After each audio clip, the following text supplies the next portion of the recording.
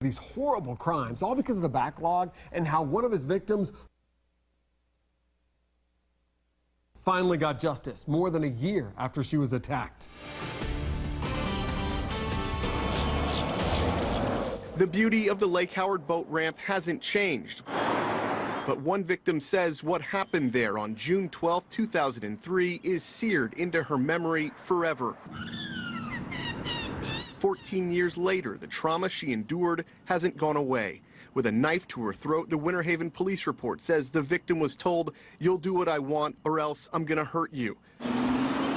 Police had all the evidence they needed, and 4 days after the crime, 4 days before the rape kit was even tested, the case was closed. There's really no excuse for it. It just didn't get turned in.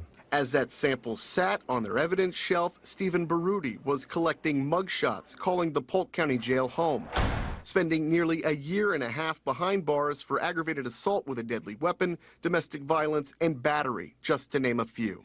We put steps in place so that we have a safety net, so that we don't have anything that falls between the cracks. Winter Haven Police Chief Charlie Bird says in 2015, during an audit, they finally tested the victim's rape kit.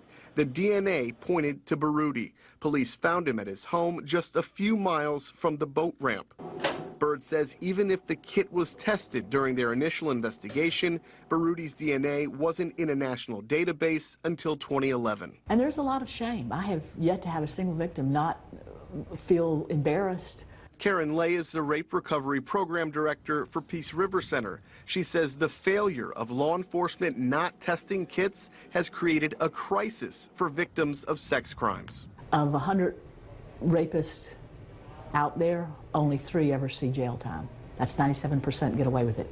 Underreporting of victims being embarrassed and rape kits not being sent in. According to a recent FDLE report, there are more than 13,000 untested kits. Lay says each one could represent a rapist still on the loose and thousands of victims waiting for justice. Some kits weren't sent in because of funding, lack of victim credibility, or a detective's decision not to. In the 2003 case, the victim told investigators she picked Baruti up in her car, a stranger, got some fast food, and then drove to the boat ramp where they kissed. When he wanted more and she said no, the report says he pulled a knife and pressed it into her throat. We don't know why the detective working the case didn't turn in the kit. Bird says if that detective judged the victim by her actions, it's not something his officers would do today. No matter what the mindsets or the thought processes or policies were in the past, we're different moving forward as law enforcement, technology, training for our detectives. 14 years is a long time to wait. Lay says better late than never.